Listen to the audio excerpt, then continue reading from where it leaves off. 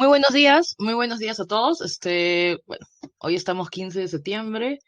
Vamos a comenzar nuestra clase de historia. Esta semana nos toca ver en Historia del Perú todo lo que va a ser, bueno, a mí me gusta decir que nos vamos a ver todo lo que es el proceso emancipatorio, ¿no? Buenos días, Fabiana.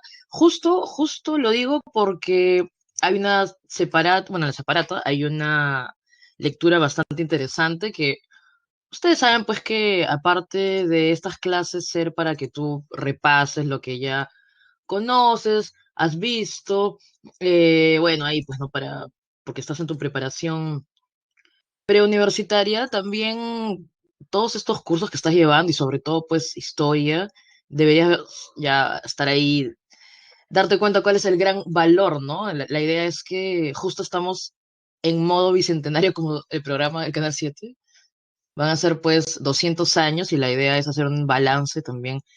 ¿Qué vamos a celebrar en estos 200 años, no?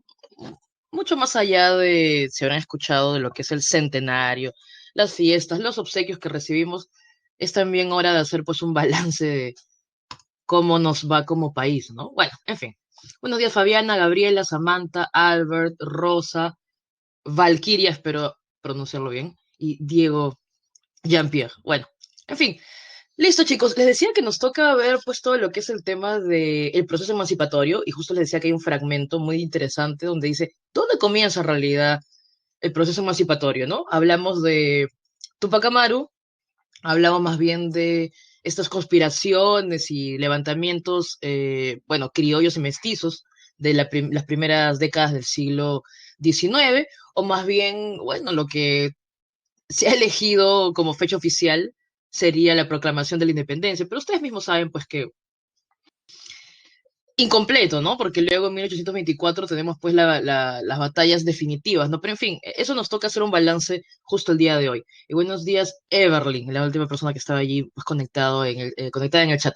Bueno, vamos entonces por partes, ¿no? Siempre cuando analizamos el proceso hay que ir por los antecedentes, y en este caso los antecedentes son las reformas borbónicas. Entonces, un poquito de contexto en la separata sobre virreinato, les decía que la mayoría de cosas de que hemos hablado, los corregidores, en fin, o sea,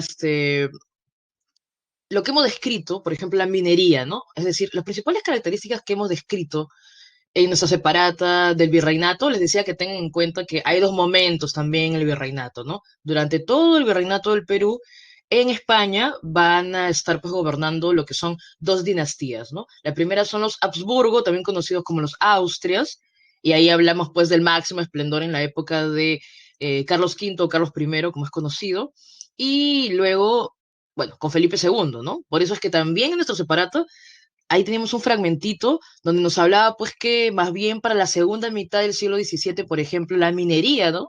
De Potosí, Huancavelica, entraba en crisis, ¿no? Entonces les decía que una cosa es hablar de la época de los Habsburgo y sobre todo pues de Carlos I y Felipe II, pero otra cosa es hablar ya de la segunda mitad del siglo XVII y sobre todo lo que es el siglo XVIII.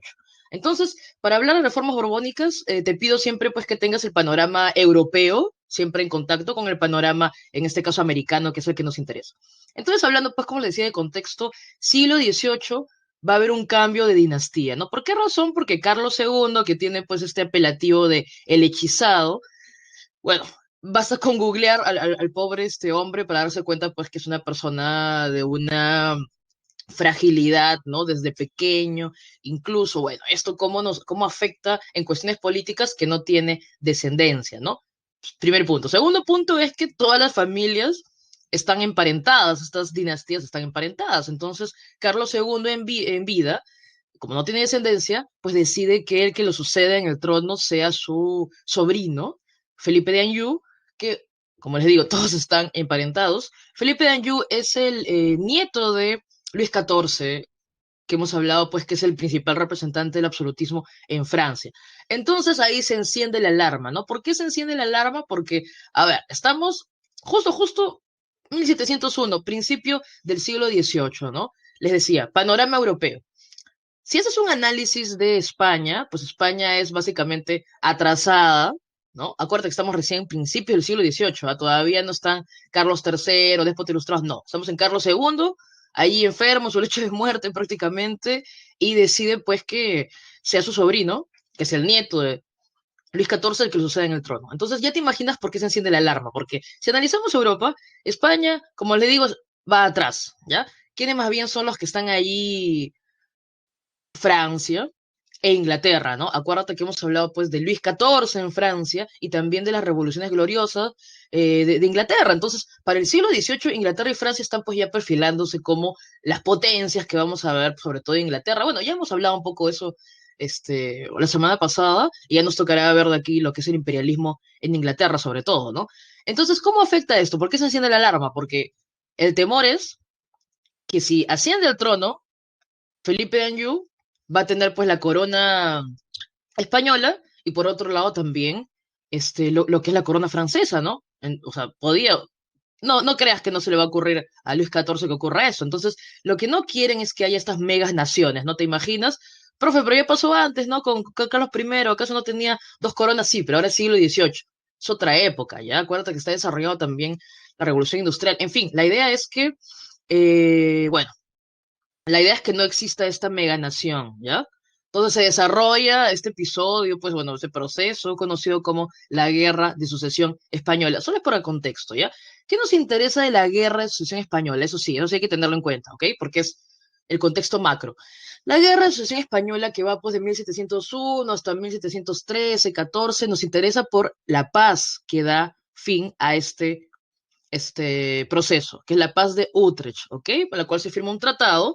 ¿Por qué nos interesa esto? Porque si bien finalmente, pues, este enfrentamiento es entre Felipe de Anjou y, pues, Inglaterra y Holanda, ¿no? Que no quieren, pues, que pase esto de la mega nación, y más bien ellos quieren que el que gobierne sea Carlos, de Habsburgo, que a Carlos de Habsburgo hereda Austria y no le importa para nada España. O sea, al final todo es un problema de Inglaterra, sobre todo de Inglaterra y de Holanda, pues que no quieren competencia, ¿ok? Pero acá, pues, Inglaterra sale ganando, y nos interesa el Tratado de Utrecht, ¿no? De 1713. ¿Por qué nos interesa? Por tres razones, ¿ya? Bueno, dos razones en realidad, porque la primera son pues que Inglaterra se va a quedar con algunos territorios españoles, bueno, Gibraltar hasta la actualidad sigue siendo de Inglaterra, pero nos interesa por dos cositas, ¿no? El navío de permiso y el asiento de negros. El navío de permiso, ya ahí te pido también que recuerdes lo que hemos mencionado en cuanto a la economía en el virreinato, ya sabes que el mercantilismo, ¿no? El intervencionismo sobre todo, el monopolio. Recuerda que hay solo algunos puertos exclusivos y también recuerda que hay el sistema de flotas y galeones. O sea, una vez al año salen pues por la ruta del Atlántico en dirección a lo que es pues La Habana, Panamá. Acuérdate de la gran feria de Portobelo donde llegaban estas bueno, este sistema pues de flotas y galeones, llegaban estas embarcaciones y allí desembarcaban todo y luego pues también en Veracruz y luego en la feria de Portobelo se compraba todo lo que iba a ser vendido aquí al puerto del Callao. Ojo, es importante recordar esto porque hoy nos toca ver las reformas y las reformas van a terminar por dilapidar o por ya eliminar el sistema de flotas. ¿Por qué? Es muy caro. Acuérdate que se tiene que pagar incluso lo que son pues el impuesto para que la armada española acompañe para que no roben, pues, ¿no? Para que no asalten los corsarios y los piratas estas embarcaciones. Solo hubo un ataque de piratas, pero igual, no se pagaba el impuesto. Entonces, imagínate, ya, imagínate. A ver, tiene que pagar el impuesto para que llegue a Portobelo, ¿no? De ahí lo compra, pues, la gente del Tribunal del Consulado, que ya sabes que también se ha vuelto una élite enriquecida porque ellos también tienen el monopolio. Ellos compran todo, luego vienen al puerto del Callao y ahí recién comienzan pues a distribuir, ¿no? Acuérdate, esto es importante. Entonces ahí va el navío de permiso. Lo que gana Inglaterra con esta paz de Utrecht es el navío de permiso. ¿Qué significa? Un derecho, aunque limitado, pero al fin y al cabo un derecho que tiene que, pues, que ceder España, derecho a comerciar. Inglaterra gana el derecho a comerciar con las Indias españolas. No que Inglaterra no estaba haciéndolo antes, Inglaterra estaba haciendo pues de contrabando, pero ahora tiene ya un derecho, aunque limitado, pero un derecho, que es el navío de permiso para comerciar con las Indias españolas. El segundo punto también que nos interesa es el asiento de negros, porque ahí también entra Holanda, por ejemplo, y Inglaterra sobre todo, permite pues, es el permiso para poder comerciar, ¿no? Para poder traer esclavos a las Indias, ¿ya? Que antes solo era pues monopolio español. Entonces, mira, estamos segunda década del siglo XVIII y ya Inglaterra y Holanda en menor medida están ganando pues presencia en las Indias, ¿no? O sea, quiero que entiendas esto porque finalmente las mismas decisiones de los españoles van a terminar, o sea, las mismas reformas borbónicas van a terminar por desencadenar una serie pues de... Hay un momento de repunte, no podemos negarlo, con Carlos III, pero luego una serie también de crisis en España, ¿ya? Entonces, eso, bueno, por ahí me preguntan, profe, y si finalmente Felipe va a ser el que gobierne, ¿por qué hubo toda esta guerra de sucesión? Bueno, me olvidaba pues del tercer punto de mencionarte que a Felipe lo van a reconocer como rey de España y va a ser Felipe V, el primer Borbón, y ya sabes que hasta la actualidad están los Felipes de Borbón, ¿ok? Pero la condición era que renuncie al trono francés, y ya sabemos cómo terminaron los Borbones de Francia, ¿no? Bueno, Luis XVI guillotinado, y ya nos tocará hablar también la próxima semana de Luis XVIII, etcétera, etcétera. Entonces, este es el contexto, ¿ya? El contexto es que luego de esta guerra de sucesión hay una nueva dinastía. Siglo XVIII, la dinastía de los Borbones va a gobernar en España y no olvidar que tienen toda esta relación con Francia, ¿ya? Porque es una dinastía de origen francés. Ya, así, desde ya, esa es la primera parte. Ahora sigamos desarrollando. En algún momento te va a ocurrir, lo hemos visto mucho aquí en el Perú, cuando hay una nueva administración, ¿qué es lo primero que se hace? Bueno, cuando hay una nueva administración, lo que va a hacer pues es un balance, ¿no? Tiene que hacer un diagnóstico de cómo ha sido el gobierno anterior en este caso, imagínate los Borbones son nuevos en España, tienen que hacer un diagnóstico de cómo han sido los Habsburgo, ¿no? Bueno, ¿cómo han sido los Habsburgo? Bueno, en Felipe II bien, ¿no? Es ahí la época de explotación de las colonias, se han enriquecido, pero los Habsburgo básicamente han gastado, han invertido mucho dinero pues en lo que son guerras de religión. Ahí te acuerdas pues un poco de Carlos V, también conocemos como Carlos I. Entonces finalmente ha habido toda una serie pues de decisiones que han tomado los españoles, hablo todavía de los Habsburgo, para poder mantenerse, ¿no? Por ejemplo, hay algo que te debe a ti sonar conocido que ocurría mucho en el tiempo de los Habsburgo. Como no había pues dinero, ¿ya? Lo que hacían era vender cargos. Entonces vendían cargos, ¿ya? Y que no te sorprenda, pues hasta el cargo de virrey tenía pues ya su precio, ¿no? Y si hablamos de la colonia, el cargo de oidor, por ejemplo, también tenía su precio. Entonces, los Borbones se dan cuenta de esto, ¿no? Y bueno, siempre les menciono pues a las chicas, chicos, que este libro, ¿no? Que lo vimos también, Historia de la corrupción en el Perú, que es un libro de Alfonso Quirós. Siempre les pregunto a los chicos, ¿cómo crees que comienza ese libro, no? Y a veces la gente dice, profe, seguro comienza con la época de Fujimori. Otros te dicen, no, profe, seguro comienza con la época del Guano. Pero en realidad, luego de la introducción, que es bastante interesante, el primer capítulo del libro de Historia de la Corrupción comienza justo con la época de las reformas borbónicas, ¿no? Esto es, no para que digas, ay, profe, no me digas, entonces la corrupción es algo que viene ya desde siglos atrás. Bueno, es un mal endémico que tiene en realidad el Perú, como otros países, obviamente, pero la idea, y siempre recomiendo también ese libro a cualquier persona, pues sea que vayan a estudiar derecho o medicina, igual, es siempre importante entender cómo funciona el poder, ¿no? Entonces, a ver, citando pues a este libro, nos va a mencionar que los Borbones van a comenzar a organizar, por ejemplo, expediciones científicas, pero que finalmente tienen este objetivo de que las personas que envíen hagan pues también un diagnóstico, ¿no? Si te acuerdas, por ejemplo, la visita que organizó el virrey Toledo para ver cómo estaban asentados los ayllus y que le sirvió luego para hacer las reducciones, ya, igual, acá también van a haber visitadores que si bien emprenden expediciones científicas, como seguro la que has escuchado pues de la Condamine para ver la forma de la Tierra, etc, etc. Acá tenemos un personaje interesante que es Antonio de Ulloa, ¿ya?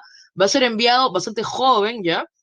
Y Antonio de Ulloa luego, más adelante, va también a ser este gobernador de Huancavelica y él va a tener pues que vivir con la corrupción pura y va pues a escribir este informe, ¿no? Sobre cómo ha estado funcionando el Perú. Bueno, un informe que luego lo publican así con el nombre todo sensacionalista de historia secreta, de noticias secretas del Perú. ¿Por qué nos interesa? Porque él hace un diagnóstico, recuerda que es enviado por el gobierno pues de España, de los Borbones, hace un diagnóstico de cómo funciona aquí, cómo están funcionando aquí las cosas, ¿no? Por ejemplo, cuando él es gobernador de Huancavelica, se da cuenta de que no hay el mínimo criterio en cuestión tecnológica, ¿no? Para hacer, por ejemplo, los forados, ve también toda la explotación a los indígenas y se queda prácticamente indignado con lo que es este cargo de corregidor, ¿ya? No era el primero, pero digamos que era al menos el que se tomó el tiempo pues de hacer todo un informe, ¿no? Entonces, si hablamos del corregidor, bueno, en fin, el corregidor, por ejemplo, hacía pues algo que es llamado la doble contabilidad, ¿no? Recuerda que el corregidor, por ejemplo, él es el que cobra el tributo indígena, ¿ok?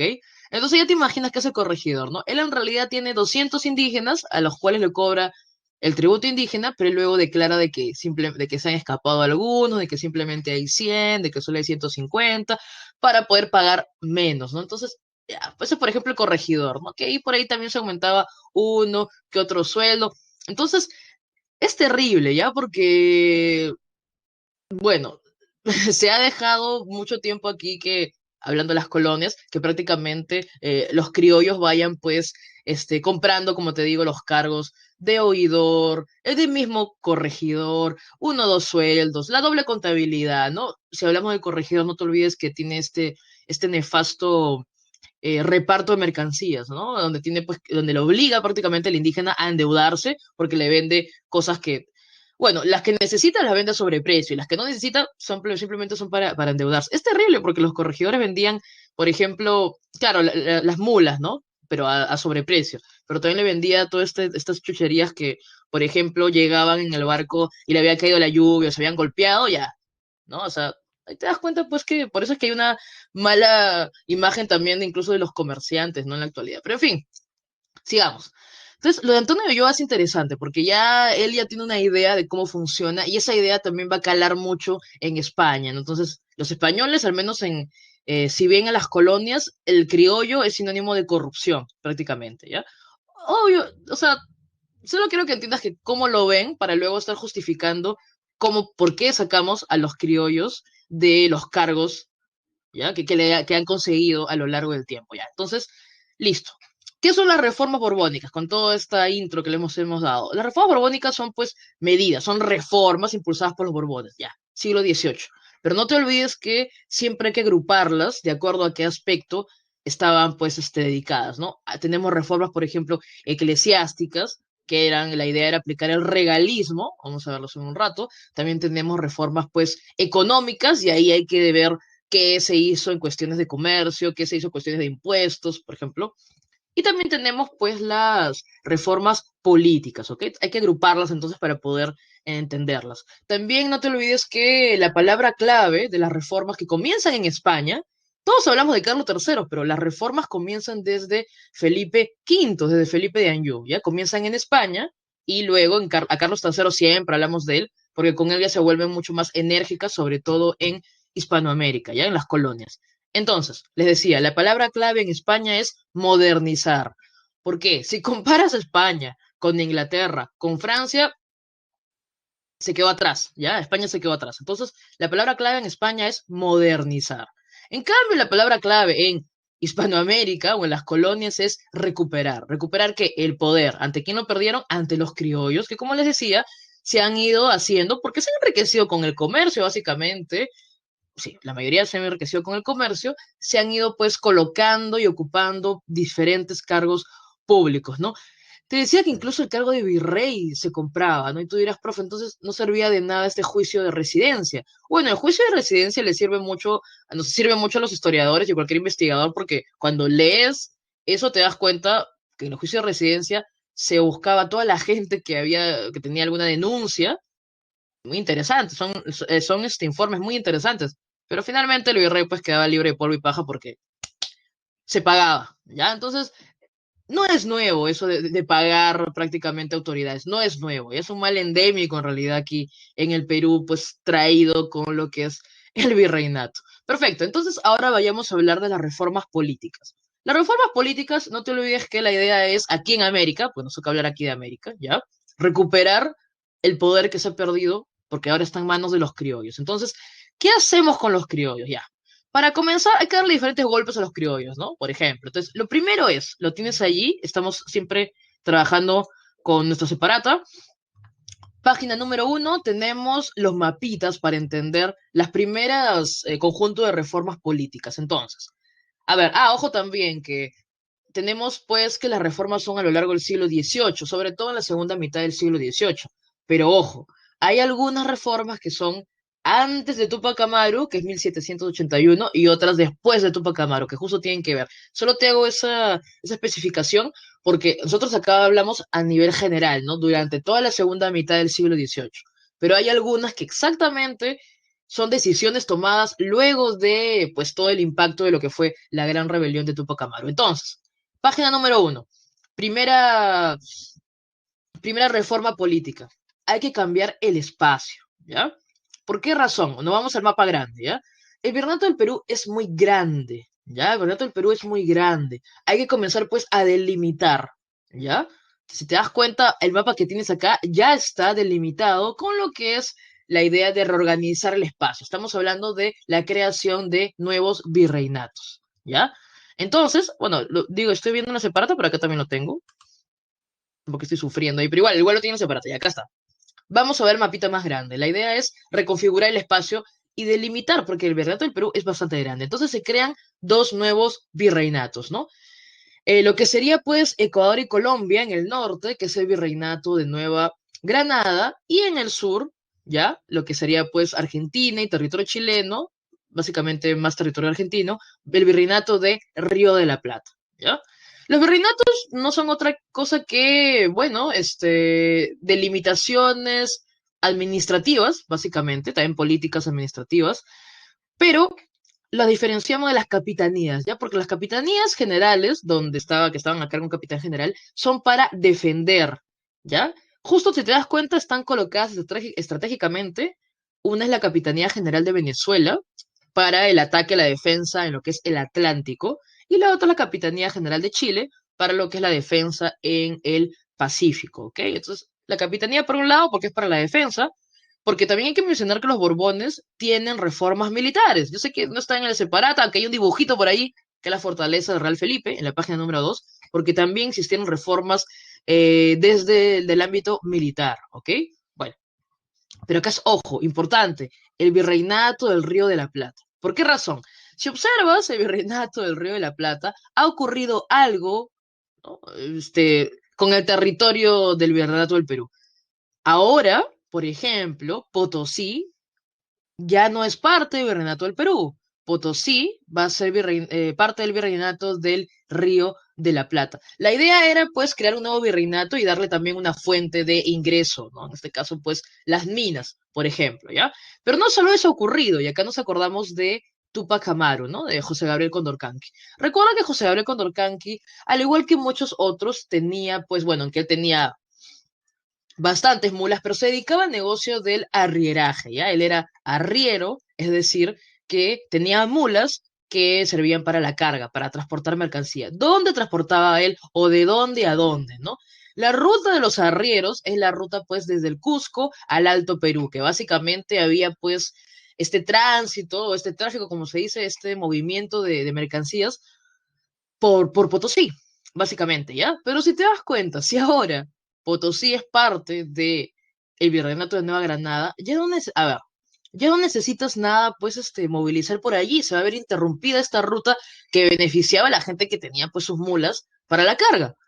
Por eso vamos a ver más adelante a Tupac Amaru, pues, además de los problemas que tenía, pues, con sus títulos y todo ello, lo vamos a ver, pues, en contra de bueno, obviamente se han visto pues afectados sus intereses. Y no olvidar que, aunque eso es una reforma más económica, no olvidar que no solo se crea el nuevo virreinato, sino que se comienza pues a colocar lo que son como una suerte de peajes, que son aduanas interiores, aduanas terrestres. Entonces tú, cualquier ruta que vas, tienes que pagar. Entonces ya te das cuenta por dónde va también el tema económico en cuanto a los Borbones, es decir, ser más eficiente la recaudación de impuestos, ¿ya? Pero bueno, terminemos con lo político, ¿ya? Le decía lo primero, la creación de nuevos virreinatos. Y si te das cuenta, es bastante peculiar, ¿no? Porque estos virreinatos le han dado forma a los países actuales de Sudamérica, ¿ya? También. Ojo, también allí, cosa interesante e importante, tienes en la página número 1 de tu separata, y ha sido pregunta tanto de la pre como del general, ¿no? aquí nos toca hablar ya de lo que son las intendencias. A ver, ojo con eso, también página 1 seguimos. Ahora veamos el mapita más pequeño. El mapita más pequeño es, pues, el virreinato del Perú. Ya dejemos de lado los otros virreinatos. Y aquí se va a implementar algo francés, ¿ya? A ver, los corregimientos, acuerda que en un momento llegan a ser 50 en el tiempo de Toledo, y luego pues estos corregidores se va también a limitar su poder de la siguiente manera, se va a crear una nueva división político-administrativa que son las intendencias, que son al estilo francés, ¿ya? Porque las intendencias son una forma francesa de administrar el territorio. Si te das cuenta, la idea era también centralizar, ¿no? Porque, ¿qué pasa? Imagínate el mismo territorio, pero 50 corregimientos, por ejemplo, ¿no? Son muchos, al final, pues son poderes locales, los corregidores hacen lo que quieren, entonces la idea más bien es sumar, juntar algunos corregimientos y más bien hacer grandes divisiones políticos administrativas. Y estas son las intendencias, ¿ya? De 50 corregimientos vamos a pasar a 9 intendencias. Si te das cuenta, es más territorio, la idea es centralizar de que estaba fragmentado el poder, y son las intendencias pues de Trujillo, Tarma, Lima, Huancavelica, Huamanga, Cusco, Arequipa, Puno y otro territorio muy interesante que es justo el que te digo que es el clásico de las preguntas. Ya he venido más de una vez. La número 9, ¿no? ¿Qué pasa con ese territorio de Maynas, ya? Que vamos a estar hablando de Maynas hasta en la República, ya más adelante. ¿Cuál es el problema con ese territorio? Sencillo. Cuando se crea el Virreinato de Nueva Granada, ese territorio formaba parte del Virreinato de Nueva Granada, cuando recién se crea, ¿ok? Luego, porque es un territorio amazónico, básicamente, va a haber argumentos de que no va a ser poblado, de que no es explorado, de que básicamente el Virreinato de Nueva Granada no ha hecho nada con ese territorio, ¿ok? Entonces va a ser integrado en 1802 al Virreinato del Perú, ¿ok? Ojo, ¿ya? Entonces, ese territorio se llamaba, pues, la Comandancia General de Maynas, y básicamente es territorio amazónico, Loreto, San Martín, Ucayali, ¿ya? Pero otra vez, ya ha habido pregunta antes, ¿no? Si te preguntan, ¿cuál fue el territorio que formó parte del Virreinato de Nueva Granada, pero luego es incorporado al Perú? Estamos hablando de este territorio de Maynas, ¿ok? Ya tengan en cuenta, lo tengo ahí apuntado porque ya he venido más de una vez. La Gobernación y Comandancia General de Maynas, ya que en 1802 se hace parte del Virreinato del Perú, cuando antes había formado pues parte del Virreinato de Nueva Granada. Ojo, lo de las intendencias es también después de Tupac Amaru. Yo por eso te decía pues que hay un antes y un después cuando hablamos de Tupac Amaru, básicamente.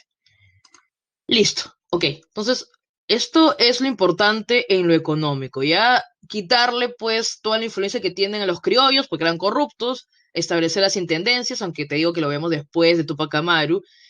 También se crea la audiencia del Cusco después de Tupac Amaru, porque acuérdate que había una pregunta incluso sobre eso. Hay diferentes, primero las instancias son, voy a donde mi corregidor a quejarme, ¿no? Ni caso te va a hacer. Luego voy a la audiencia más cercana a mi territorio, ¿no? Si estaba, te acuerdas que la pregunta era si estabas en el territorio de la actual Bolivia, te vas a la audiencia de Charcas, si no te vas a la audiencia más importante, que es la de Lima, que es por ejemplo lo que hace Tupac Amaru, pero si no encuentras respuesta, ya bueno, te alzas en armas, que fue lo que hizo Tupac Amaru, pero luego se va a crear pues la audiencia del Cusco para que más bien se vean los temas allí, no sea necesario venir hasta lo que es Lima, ¿ok? Entonces, no olvidar esto importante, la reorganización del espacio, ¿ok? La idea era facilitar la extracción de recursos, eso también es importante y nos va a llevar a esta reforma económica, ¿ya? Justo esta importancia de facilitar la extracción de recursos. ¿A qué me refiero? Pues que si solo hay pocos puertos, cuando tú extraes, tienes que darte el gran viaje para poder sacarlo por el puerto del Callao, ¿no? Pero si más bien tú abres nuevos puertos, vas a poder sacar en un menor tiempo, más rápido, lo que estás extrayendo. Y eso nos lleva a las reformas económicas. Te decía que la reforma económica son tres, ¿no? Cuanto a la producción, en cuanto a lo comercial y en cuanto a lo fiscal, que es los impuestos, ya. Vamos primero con lo comercial, que es lo que es más característico, y aquí tenemos justo este mapita, ¿ya? ¿Qué se decreta?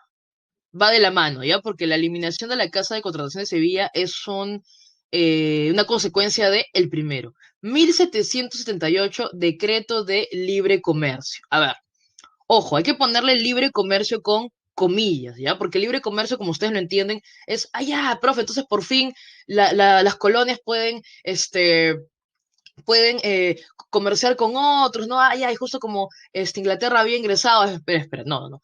Hay que ponerlo así con comillas, ¿ya? Porque no es libre comercio, pues como lo entendemos al 100%, ¿ya? Pero ¿por qué se es llamado libre comercio? A ver, te decía, como ves aquí en este mapita, pues que había este terrible sistema de flotas y galeones que era anual, que finalmente los productos eran caros, que tenías que esperar y que para colmo finalmente terminó enriqueciendo pues solo al Tribunal de Consulado, que eran los que compraban y lo traían al puerto del Callao, etc, etc, ya.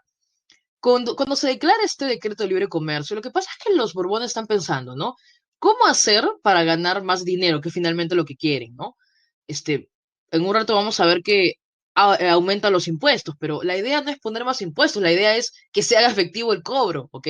La idea es que no haya evasión, que es lo que estaba pasando básicamente en las colonias. Entonces, se dan cuenta que lo mejor, si queremos, por ejemplo, cobrar, ¿no? Para eliminar el contrabando que sabemos que existía en este tiempo, para cobrar, pues, lo que es el impuesto, por ejemplo, en cuestiones comerciales, entonces, ¿qué hacemos?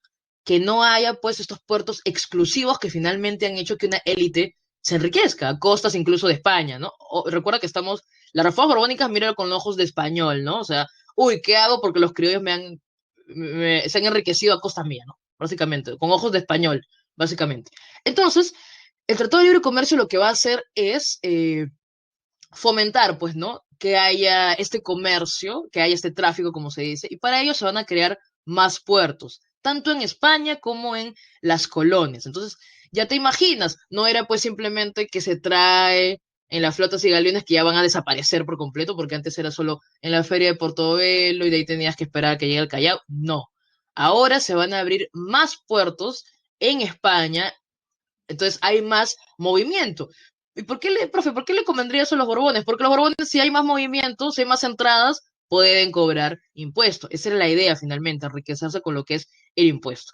Bueno, lo que no se van a dar cuenta los Borbones es que, al menos ahí sí le dan un gran golpe a los que son los criollos, porque acuérdate que el Tribunal del Consulado se enriquecía porque el puerto del Callao era el más importante. Luego, cuando estaba el Paraíso, bueno, pues, pero igual, del Callao al Paraíso ya se volvía más caro lo que estabas llevando. Pero si ahora se abren más puertos, pues el Callao ya no va a ser pues el hegemónico, ya no va a ser. Entonces estamos hablando que este tratado de libre, disculpa, este decreto de libre comercio va a afectar la hegemonía que tenía el Callao, porque se abren más puertos y hay más competencia. Si yo estoy trayendo mis productos, entonces acuérdate que también está pues Inglaterra por ahí también, ¿no? Si yo estoy trayendo mis productos, finalmente yo veo en qué puerto me cobran menos o en qué puerto me compra más rápido. Entonces aquí se malogra pues por completo este negociado que tiene el Tribunal del Consulado, ¿no? Porque se van a aperturar más puertos, se genera competencia entre los puertos y ya vemos pues el declive o el comienzo del declive del Callao. Otra cosa también importante de este mapita es que la ruta, pues, de las flotas y galeones era una ruta súper cara, como ya te he repetido como 1 millón de veces.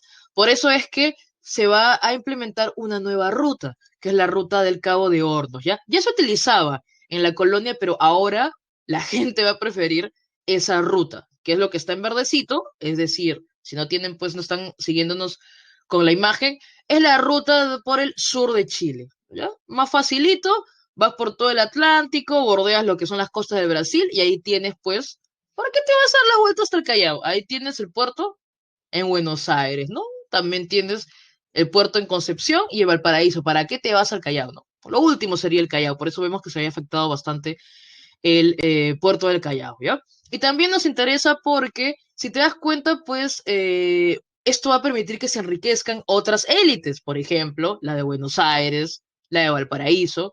Tú sabes que son élites, sobre todo la de Buenos Aires, que más adelante, pues, va ya a organizar, incluso financiar lo que son las corrientes libertadoras. Entonces, si te das cuenta, las reformas borbónicas en todo aspecto están colaborando más con el espíritu ya de lo que va a ser la independencia más adelante, ¿ok? Entonces les decía que como ya no va a existir más el sistema de flotas y galeones, ¿ya?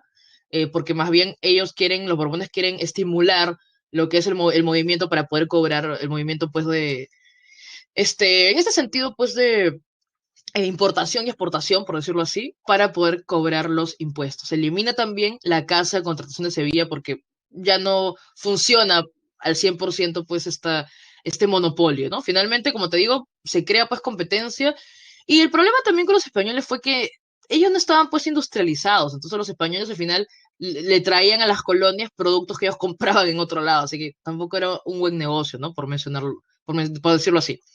Ok, ahora hablemos entonces de las reformas económicas, pero en el ámbito fiscal. Les decía que aquí la idea es la óptima recaudación de impuestos. Ya existían impuestos, pero la gente evadía los impuestos. Entonces, ¿qué hacen para ello? Se crean aduanas internas, ¿ya? Segunda cosa, como acá hay mucho movimiento, no hay mucho comercio, mucha élite comercial, entonces le incrementamos la alcabala, ¿ok? La alcabala es algo así escandaloso, porque la alcabala pasa del 2 al 4, llega hasta el 6% el incremento de la alcabala, ¿ya? Otro punto, y acá también es importante porque hay un antes y después de Tupac Amaru, es la legalización del reparto de mercancías. Ojo, cuando los Borbones ven lo que están haciendo los corregidores, que es el reparto, como te decía, la venta forzosa de estos artículos, ¿ya? Se les prende el foco, ¿no? Y dicen, oye, pero lo que están haciendo los Borbones es, en cierta medida, como crear un mercado. O sea, claro, disculpa, los corregidores le están obligando, los están endeudando a los indígenas, y los Borbones dicen, oye, o sea, lo que ellos están generando es como un mercado interno, ¿no? Más bien, si lo legalizamos, si legalizamos esta venta forzosa, estamos generando un consumo, ¿no? Bueno, consumo obligado, pero estamos generando. Entonces, ellos legalizan el reparto de mercancías. Entonces, ya te imaginas que este también es uno, pues, de los detonantes de o también lo escuchamos en el discurso de Tupac Amaru, básicamente, ¿ya? Entonces, luego de Tupac Amaru, se elimina ya el reparto de mercancías. Pero ojo, se legaliza con los Borbones porque entienden que están creando un mercado interno, están estimulando el consumo, ya como dirían ellos, y luego ya se elimina después de Tupac Amaru. Ok. Bueno, también se va a hacer el cobro efectivo del tributo indígena, ya sobre todo, como te decía, porque hay muchos indígenas que preferían más bien ser indígenas forasteros e irse pues a trabajar a lo que es una hacienda, ¿no?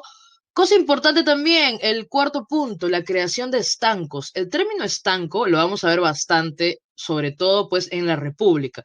¿Cuál es la idea del estanco? Yo observo cuáles son productos que así le sube el precio, la gente va a comprar sí o sí. Entonces establezco pues un monopolio, ¿no? Un poquito utilizando la lógica, el estanco. ¿Cómo es el agua pues estancada? Se queda en un solo lugar, por ejemplo. Entonces la idea es así. La sal, el tabaco y la pólvora solo se va a vender en ciertos lugares, en algunos lugares, como te digo, es un monopolio del Estado. El Estado decreta que sal, tabaco y pólvora, que es en el caso de las reformas borbónicas, más adelante van a aparecer también otras cosas cuando hablemos de la República, solo el Estado lo puede vender en ciertos lugares, ¿no? Entonces estableces como un monopolio del Estado. Esas son las creaciones pues de los estancos, ¿ya? Y lo último también es interesante.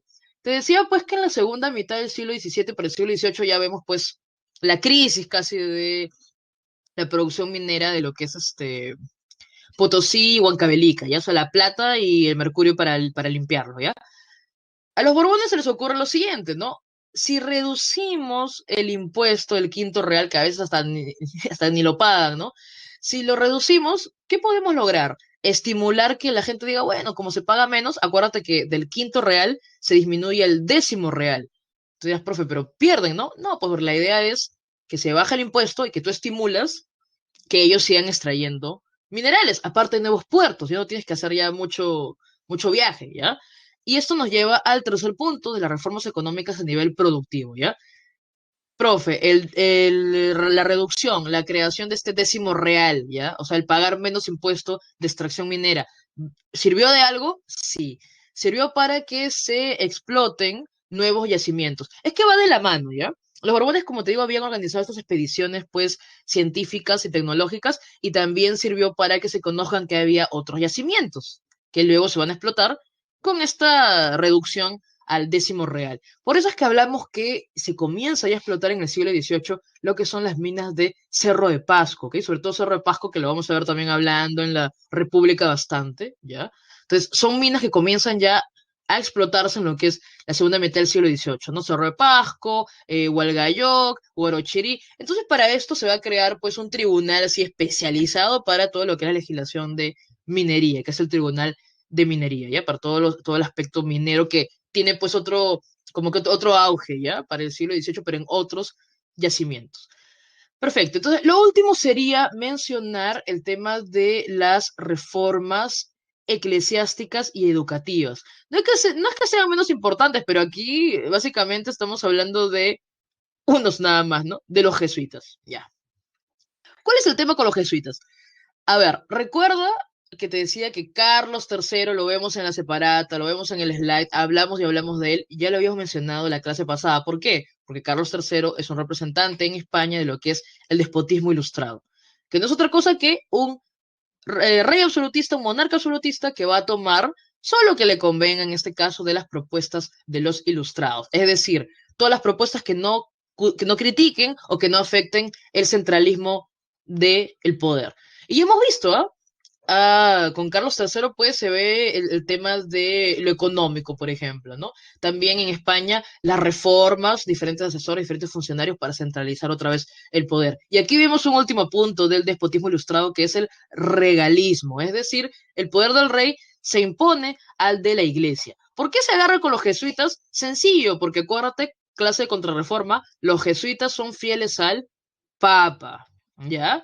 Los jesuitas aquí, sobre todo en el Virreinato del Perú, tienen las haciendas mejor organizadas, con mejor contabilidad y más productivas, ¿ya? Otro punto también importante.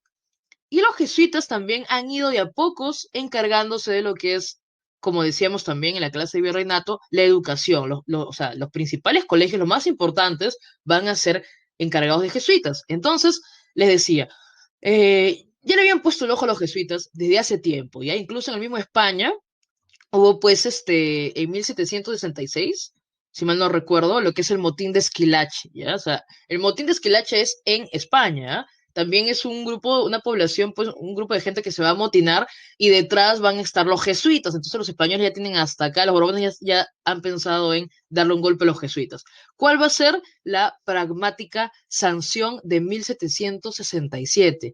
Casi así como una, ¿cómo decirlo? Como o sea, un proyecto así secreto prácticamente, se va a organizar la expulsión de los jesuitas, porque llegan las noticias aquí en Virreinato del Perú y esperan prácticamente la noche para ir a los diferentes lugares donde están pues los jesuitas y prácticamente sacarlos con lo que tienen nada más puesto y uno que otro bien, o sea, no permiten que se lleven prácticamente nada y a todos los llevan al puerto del Callao y se los llevan en dirección a Italia.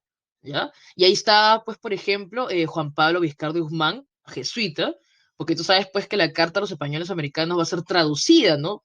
No se escribe en castellano, y entonces, bueno, se los llevan así en la noche prácticamente los jesuitas para que no puedan hacer nada, ¿ya? O sea, los jesuitas ya con el motín de Esquilache, luego también se habían desarrollado unas rebeliones en Quito, ya estaban esperando simplemente el momento para decidir expulsarlos del territorio, de todos los territorios de las colonias españolas, ¿ya? Entonces, profe, ¿qué hicieron con todos los bienes de los jesuitas? Ahí por eso hablamos de la creación del Tribunal de Temporalidades. ¿Para qué sirvió? Para administrar los bienes de los jesuitas. Ya te imaginas luego cómo habrán sido pues esos remates, ¿no? Porque también más adelante se van a dar pues los remates de haciendas, los remates de diferentes propiedades, ¿ya? Bueno, para generar dinero, ¿no? Los jesuitas se quedaron sin nada, ya no hay más jesuitas, en fin, rematas sus propiedades, ¿ya? Y también los colegios que estaban a cargo de los jesuitas finalmente se van pues a fusionar y se va a crear el Convictorio de San Carlos, ¿no? Que es pues es importante también cuando hablamos de la relación que tuvo pues con San Marcos, ¿ok? Y sobre todo que es el lugar pues donde se van a formar muchos de estos ideólogos de la emancipación, ¿ya? Lo último sería entonces, en cuanto les decía, pues la yapita sería pues las reformas militares, lo tienes ahí también en tu página número 2. Está la fortaleza del Real Felipe, que se construye pues justo como parte de las reformas borbónicas, porque la idea en cuanto a lo militar era fortificar las defensas, por eso te decía que también se crean pues estas capitanías generales, ¿ok?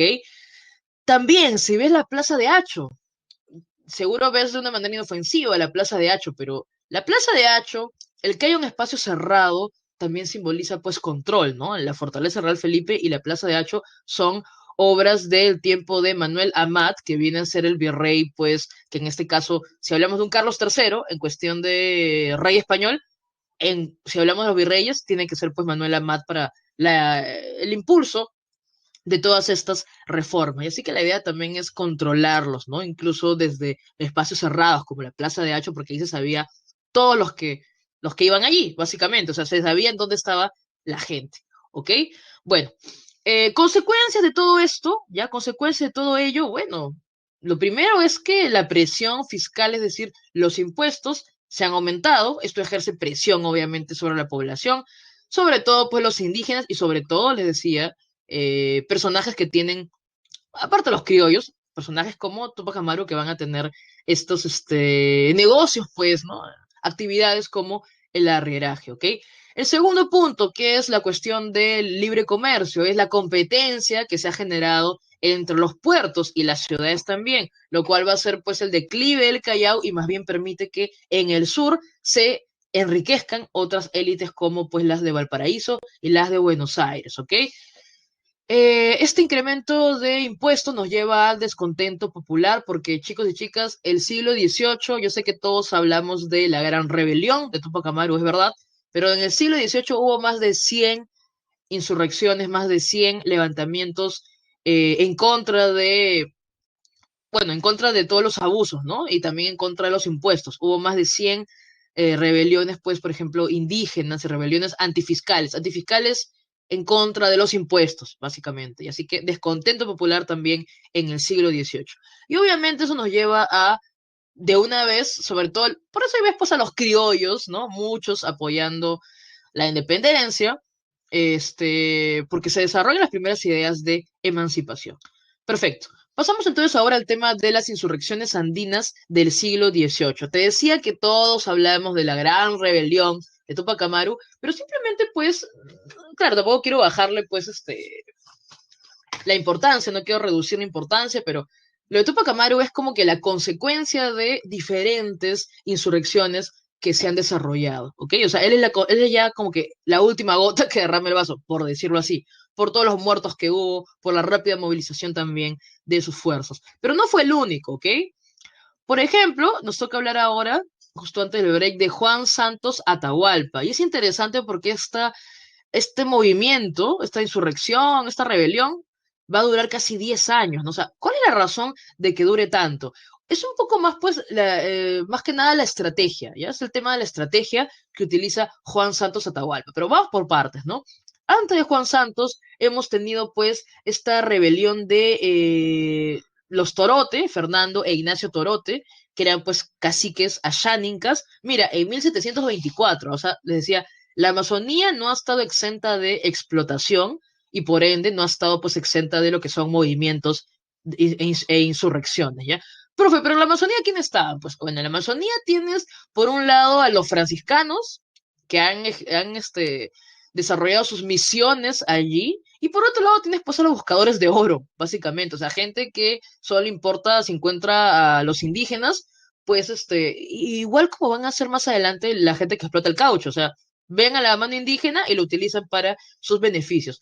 Y lamentablemente en esta época los franciscanos tampoco es que digan algo, o sea, no están en contra tampoco de esta explotación. Y lo peor también que toda esta gente que llega a la Amazonía lleva pues epidemias y enfermedades. Y sobre todo en la Amazonía también se desarrollaba pues lo que es la mita de la sal. Entonces, tenemos por un lado, explotación indígena, tenemos la presencia, pues, de estas misiones evangelizadoras, pero que básicamente permiten que siga habiendo esta explotación.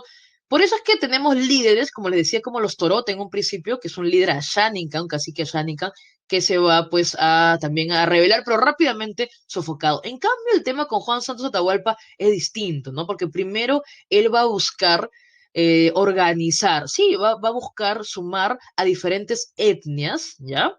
Es algo interesante porque difícil es juntar, ¿no?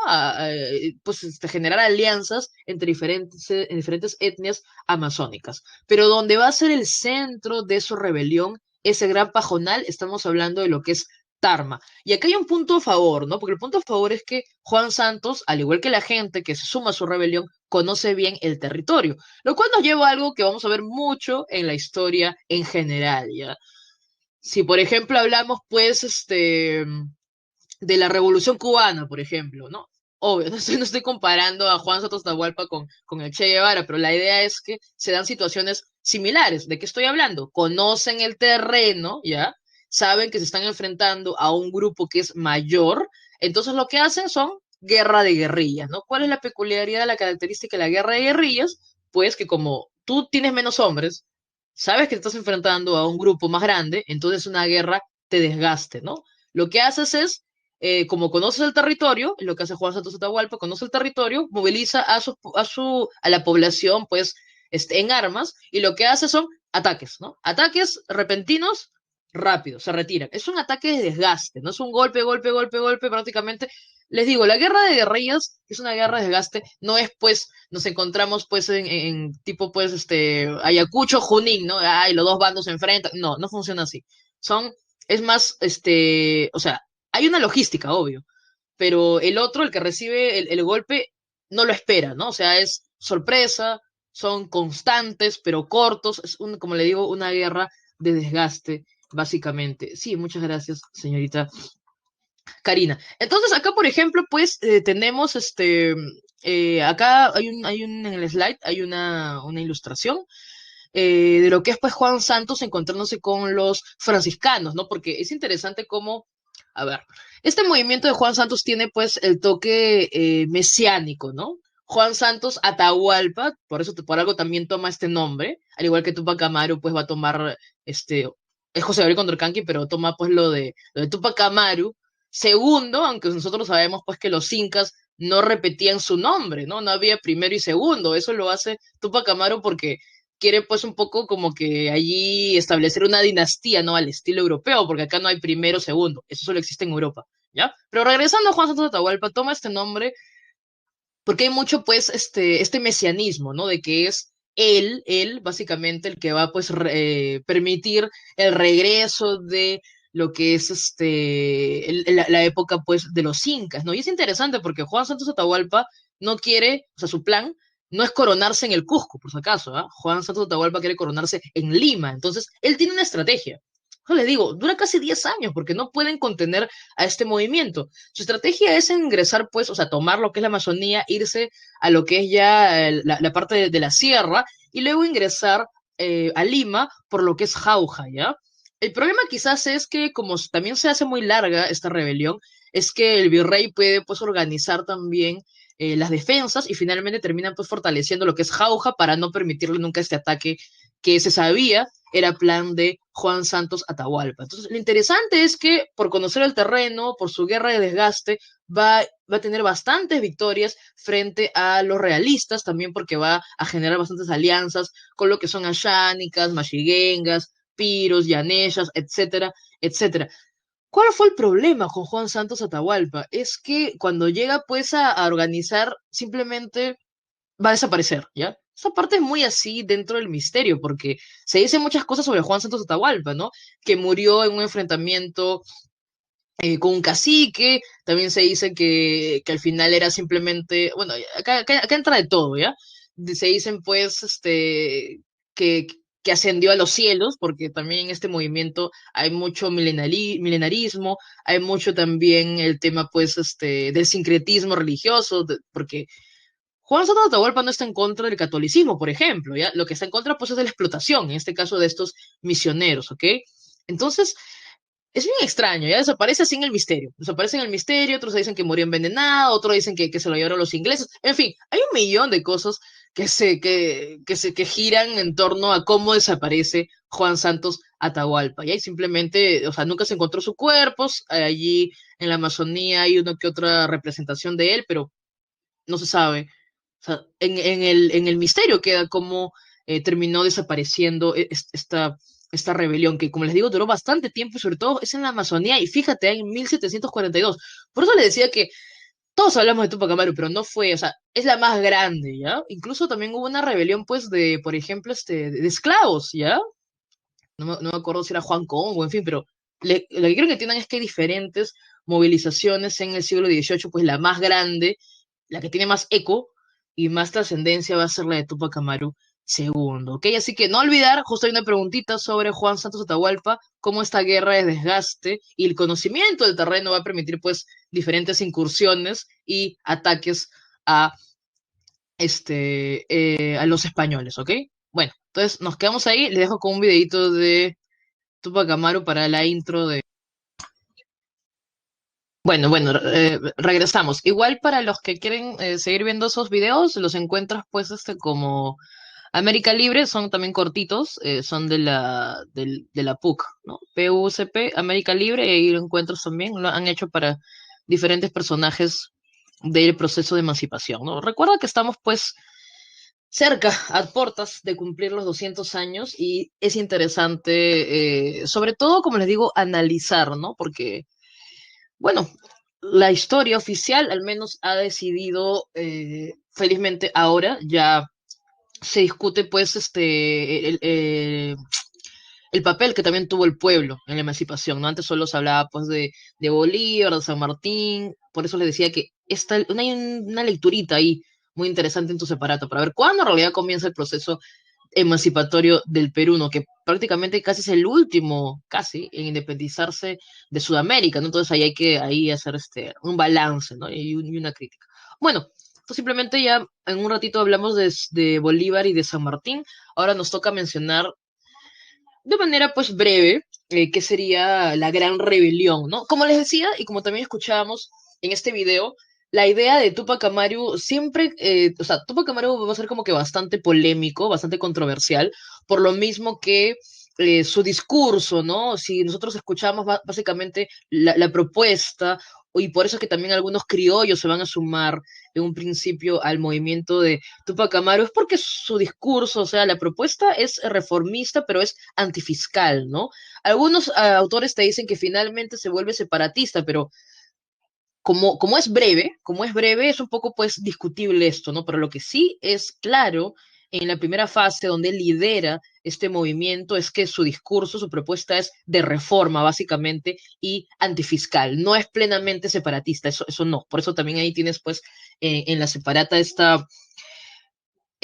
bueno, ese punto para que lo tengamos en cuenta, ¿no? Entonces, rapidito, Tupac Amaru, les mencionaba entonces que es un arriero, ya escuchaste que si hacemos una analogía actualmente sería pues como tener, imagínate, o sea, 350 mulas, ahora imagínate que tengas pues la flota de camiones, básicamente, ¿no? O sea, eres alguien, sí, o sea, hay una riqueza que él tiene, recuerda que él es cacique, tiene privilegios, ha sido educado también, como la mayoría de caciques, pero les decía que hay un problema que justo tiene, donde hay un problema por unas tierras, porque no se reconoce esta ascendencia que tiene, ¿no? Bueno, él dice descender pues de lo que es la familia de Tupac Amaru primero. Entonces, cuando tiene él este problema, es que va a venir a la Real Audiencia de Lima, donde no va a tener respuesta alguna positiva, pero lo interesante es que aquí en Lima va a tener pues contacto con justo lo que te decía, pues, por ejemplo, acá también había pues cafés, ¿no? Donde, por ejemplo, la gente ya discutía, ¿no? Incluso el mismo Mercurio peruano, que en un rato vamos a mencionar, que también existía en esos años, el Mercurio peruano viene a ser pues la versión de la enciclopedia, ¿no? Porque aquí también los ideólogos van a buscar pues publicar sus ideas y que se difundan. Y ese es el espíritu que va a vivir Tupac Amaru cuando llega aquí a Lima, ¿ya? Eso es interesante, porque esto va a permitir, o sea, va a influir, y eso lo dice pues Micaela, bastante, como escuchabas, pues Micaela y su esposo van a tener pues un intercambio de palabras, ideas, todo información en cuanto pues por medio de cartas, ¿no? Bueno, ella no sabía escribir, pero se las dictaba a alguien más y se conoce mucho de la relación y de el desarrollo de esta rebelión por estas cartas entre José Gabriel y Micaela, ¿ok? Bueno, entonces hablemos ya de lo que es, disculpa, ya. Hablemos entonces de lo que es el desarrollo, ¿ok? Eso es lo que quiero más o menos que entendamos. ¿Cuál es el desarrollo? Son entonces dos fases. La primera es, como les decía, es algo corta, ¿no? Porque vemos básicamente de noviembre de 1780 hacia mayo nada más de 1781. Entonces vemos rápidamente, pero tiene una gran influencia, ¿no? Entonces todo comienza con Tupac Amaru, como les decía, regresando al Cusco, ha sido afectado por la creación de Virreinato del Río de la Plata, aparte tiene un problema porque no se reconoce esta herencia, en todo caso, que tiene. Entonces él decide pues levantarse en armas, ¿no? Tenemos este momento pues icónico que es tomar preso a el corregidor Arriaga. Luego, pues no sé si se habrán escuchado que piden pues que Arriaga envíe, ¿cómo se llama? Cartas, ¿no? Para pedir, para hacerse de armas, ¿ya? Luego van a justiciar a Arriaga y es interesante, ¿no? Porque al final, y eso es lo que le critica mucho a Tupac Amaru, es como que Tupac Amaru dice, viva el rey, muerta al mal gobierno. O sea, el problema no es tanto, pues, con el rey, ¿no? El problema es con, en este caso, los corregidores, que finalmente son los que explotan y son el mal gobierno, ¿ok? Entonces va a comenzar pues el movimiento en Tinta, ¿ok?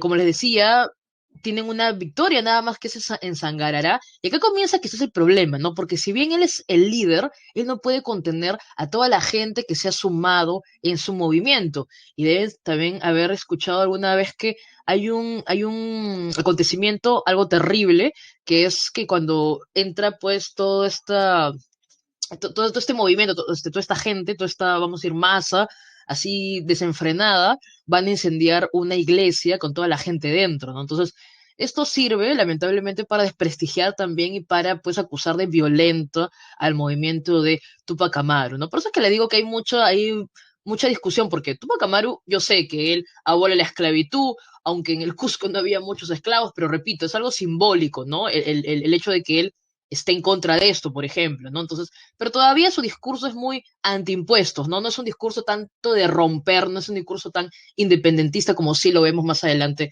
en el siglo XIX con otros levantamientos, ¿no? Entonces, acá viene el problema también de logística, porque, pues, Micaela le pedía que tome el Cusco, o sea, lo más importante no solo es tomar los pueblos aledaños, sino el Cusco.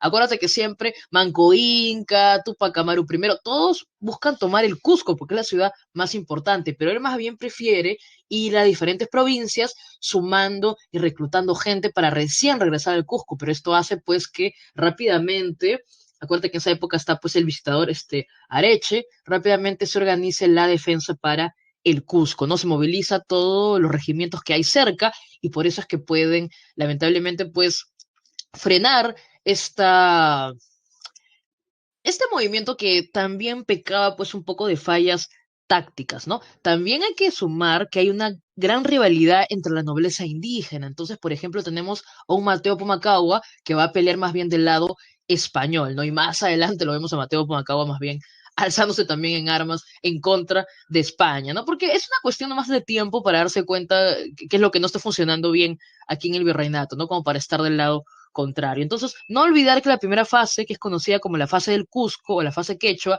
tenemos pues a Tupac Amaru, Micaela liderando, pero lamentablemente pues Tupac Amaru falla en esta decisión de ir por las provincias sumando gente y finalmente va a ser derrotado y ejecutado, como hemos escuchado también en ese video, de una manera así, pues bastante sangrienta, porque la idea es que entiendan el mensaje, ¿no? Los indígenas de que si se rebelan, es lo que va a pasar, básicamente. Por eso es que se deja, pues, diferentes partes de su cuerpo cercenado en los lugares que lo habían apoyado, ¿no? Lo interesante es que Diego Cristóbal, primo de Tupac Amaru, va a estar liderando la segunda fase, ¿no? Pero aquí ya es un poco más, o sea, es distinto, porque bueno, Diego Cristóbal busca juntarse con otra rebelión, que es una rebelión pues del Alto Perú, que en este caso está liderada por Tupac Katari, ¿no? ¿Cuál es el problema? Que Tupac Katari tiene muy claro cómo es su movimiento, ¿no? Su movimiento es en contra del abuso, es un poco más indígena, podemos decir, ¿no? En cambio, él, o sea, Tupac Katari no ve con los mismos ojos a estos, vamos a decir, los que continúan con el movimiento de Tupac Amaru, porque, repito, ellos tienen más el discurso antifiscal, en cambio el otro es un discurso más indígena en contra de la explotación, ¿no? Entonces, finalmente, hay diferencias que no pueden concretar la alianza Y también hay otro tema, que los españoles se dan cuenta al toque y dicen, bueno, ¿qué vamos a hacer? Bueno, como ya han visto cómo ha muerto Tupac Amaru, entonces decimos, ok, los que quieran seguir siendo rebeldes ya saben cómo van a terminar, y los que no, pues pueden acogerse al perdón, ¿no? Y esto es la paz de Sicuani, donde los seguidores de Tupac Amaru prefieren acogerse al perdón de los españoles. Tupac Katari sigue pues rebelde y por eso es que finalmente es ejecutado en La Paz. Entonces la segunda fase, que la conocemos como la fase del Alto Perú o la fase Aymara, ¿no? Donde lo que queda del movimiento Tupac Amaru busca unirse pues con Tupac Katari, pero son distintos estos movimientos, ¿ok? Son distintos. Y es interesante todos los indígenas que se movilizan, pero también hay pues ahí un temor, ¿no? De cómo finalmente van a terminar. Entonces los españoles dicen, ok, el perdón, si quieren, se acogen al perdón y por eso es que por la paz de Sicuani los tupacamaristas van a dejar a Tupac Katari, ¿ok? Bueno, ¿cuáles son las consecuencias, ¿no? De todo ello. Bueno, te decía, ¿no? Hay un antes y un después del movimiento de Tupac Amaru, de la Gran Rebelión. Se van a abolir los corregimientos, por eso se establecen las intendencias. A partir de 1784 se crea la audiencia del Cusco, se suprime, ya se elimina el reparto de mercancías, pero también hay un temor, ¿no? Hay un temor muy grande que se desarrolla en relación, pues, los criollos también comienzan a temer a lo que son los indígenas, ¿ok? O sea, imagínate, imagínate un poco, no estoy justificando nada, sino que imagínate cómo es, pues, por ejemplo, en Lima. O sea, imagínate en Lima, que obviamente los indígenas están desarrollando diferentes labores en la ciudad de Lima, e imagínate que llegan las noticias de que hay un movimiento, pues, donde han quemado gente, ¿no? Han matado gente. Entonces, imagínate que los criollos comienzan a temer a los indígenas, ¿no? Por eso es que vemos mucha represión también como consecuencias de este movimiento, ¿no? O sea, se va a prohibir, por ejemplo, que se lean los comentarios reales, se va a prohibir también que muchos hablen en quechua, se pide también que esta nobleza indígena, que por ejemplo se vestía, ok, a la usanza española, pero utilizaba estos símbolos, por ejemplo, del Tahuantinsuyo, ¿no? O sea, todo eso se prohíbe, ¿no? Se reprime bastante eso porque no quiere que haya un nacionalismo indígena, ¿ok? Pero de todas maneras, como les decía, deja un precedente esta gran rebelión, pues porque está demostrando que es, como les decía, es como que la gota que derrama el vaso. Ya ha habido bastantes, más de 100 insurrecciones indígenas en el siglo XVIII. Bueno, listo. Dejemos esto de lado y hay que hablar de algo que ocurrió pues en Europa para poder entender también cómo aquí se ven apoyadas las ideas de emancipación. Hacemos un poco de no recordaris de que hemos hablado la clase pasada. Tienes ahí en tu separata pues a Napoleón y nos acordábamos de esta política exterior del Imperio Napoleónico, de bloquear, ¿no? De aislar comercialmente a Gran Bretaña y también vemos pues que Portugal va a seguir va a seguir desarrollando sus relaciones comerciales con Gran Bretaña, desobedeciendo, pues, no a Napoleón. Entonces Napoleón tiene esta idea, ¿no? De invadir Portugal, pasando por España, ¿no? ¿Quién era el rey de España en ese tiempo? Carlos IV. Pero Carlos IV finalmente no era el que tomaba las decisiones políticas, ¿no? Había delegado estas funciones en su ministro Godoy. Entonces, finalmente, Napoleón se entrevista con Godoy para, bueno, organizar, ¿no? Para negociar y coordinar cómo va a ser esta conquista de Portugal. Entonces, finalmente, Godoy es el que, pues, le va a permitir, sí, es el que le va a permitir que pase Napoleón con la armada francesa por la península ibérica, ¿ya? A ver, hacemos un poquito un recuento de los hechos. No olvidar que tenemos pues el motín de Aranjuez, donde, bueno, en esta localidad de Aranjuez está la familia real y vemos cómo la población se va a motinar reclamando el ingreso de los eh, soldados franceses, ¿no? Luego tenemos pues las abdicaciones de Bayona, donde finalmente lo que va a ocurrir es que Carlos IV va a abdicar, o sea, va a renunciar al trono para que su hijo Fernando VII sea el gobernante y luego Napoleón pues toma prisionero a Fernando VII. Entonces te decía que recordemos esto porque lo que está ocurriendo es que mientras dure la ocupación francesa, que va desde 1808 hasta 1814 que regresa Fernando VII, también se desarrolló al mismo tiempo la Guerra de Independencia Española. Es al mismo tiempo. Y les decía la semana pasada que recordemos que ni bien invade pues Napoleón y luego coloca, impone a su hermano José Bonaparte como José I, ¿no? Pepe Botella o Pepe Plazuelas, como los españoles se han burlado de él enormemente y le han dedicado pues a tiras cómicas, en fin, etc, etc.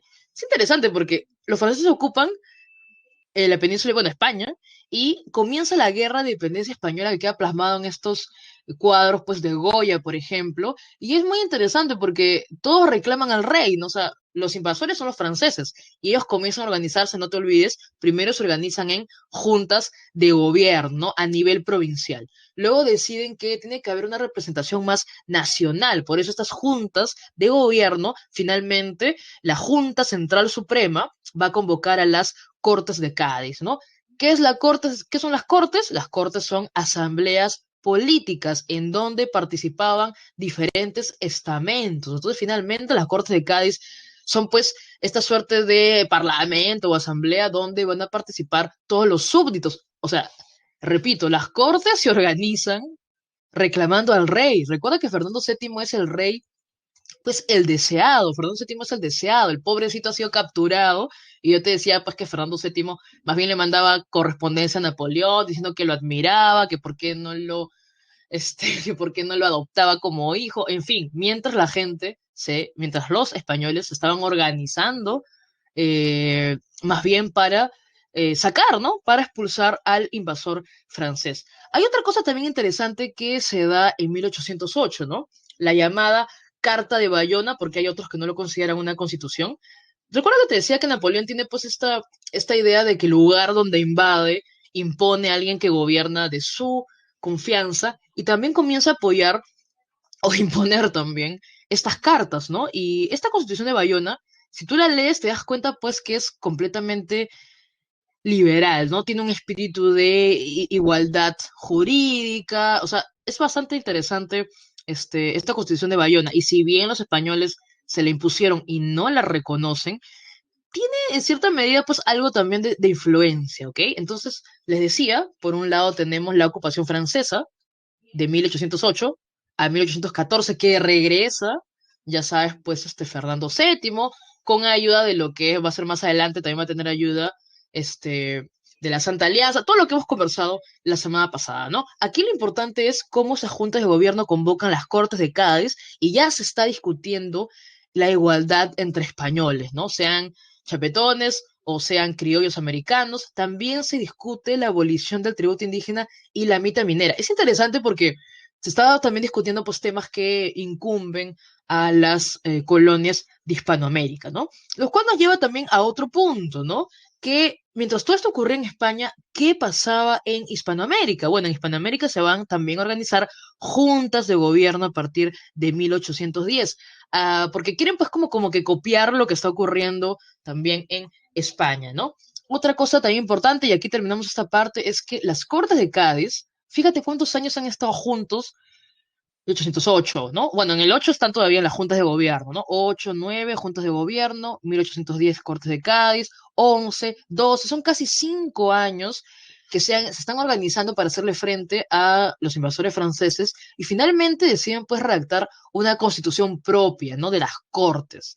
Y aquí les decía, nunca se olviden, al igual que la Revolución Francesa, la primera constitución de la Revolución Francesa, no te olvides que reconoce la monarquía constitucional. Se reconoce al rey, pero se limita su poder, ¿no? Y también se discute que la soberanía está en la nación. Aquí también tenemos algo similar. La Constitución de las Cortes de Cádiz, que se proclama en 1812, también establece una monarquía constitucional.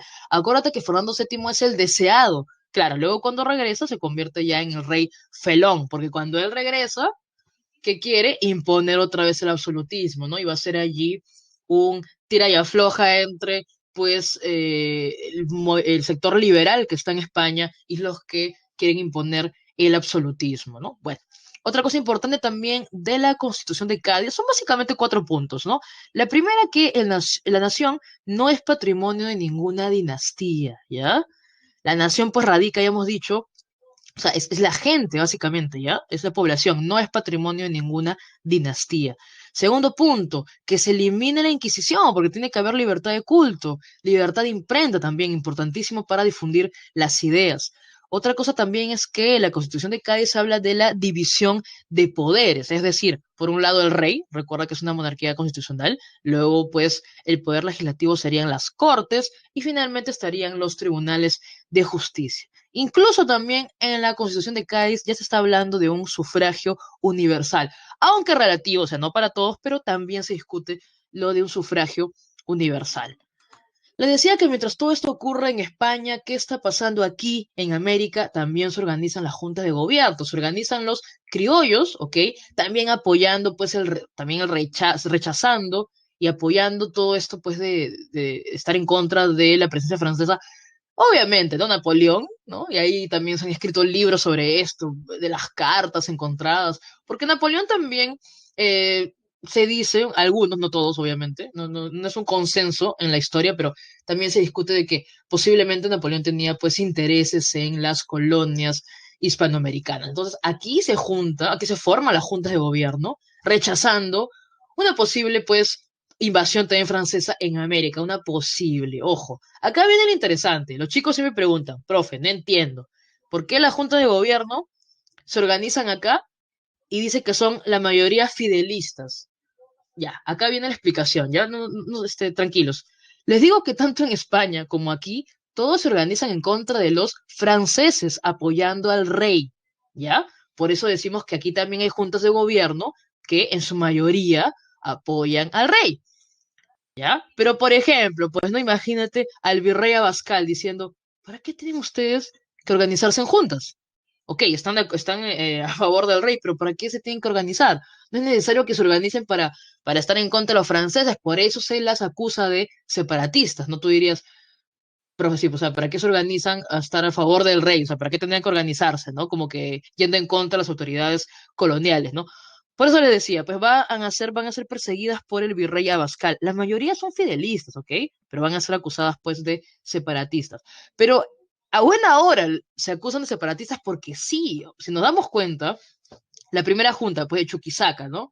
En lo que es Bolivia, La Paz, Quito, Caracas, Buenos Aires, Santa Fe de Bogotá, Santiago de Chile y Cusco. Aquí hay cosas interesantes. La Junta de Cusco va a ser la junta que organice un levantamiento armado, que es la rebelión, pues, de los hermanos Angulo en Cusco, de 1814 a 1815. Así que en buena hora, es verdad, estas juntas ya se están organizando y discutiendo ideas separatistas. Y por otro lado tenemos que la Junta de Buenos Aires, como también escuchabas en el video, es la junta pues que finalmente va a convocar a don José de San Martín, ¿no? Y es la junta que ya había decidido desde un principio la independencia y lo que va a ser más adelante pues conocido como Argentina. Entonces, estas juntas, disculpen, van a ser pues perseguidas por el virrey Abascal. Si te das cuenta, no hubo junta en Lima, porque en Lima está pues el poder recalcitrante de lo que es el virreinato. Perfecto. Antes pues de seguir, bueno, ya, más bien comencemos una vez con lo que es el proceso emancipatorio, ¿no?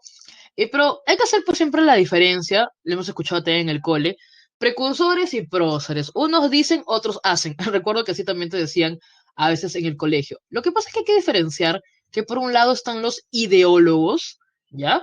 Estos pues más que nada influenciados, por ejemplo, como te decía, por la enciclopedia francesa y que van a sacar su propia versión, que es pues esta revista del Mercurio peruano. Y por otro lado están los próceres que van a ser los que se levantan en armas, ¿ok? Entonces, pero hay que diferenciar también que estos ideólogos o precursores también tienen diferencias, ¿ya?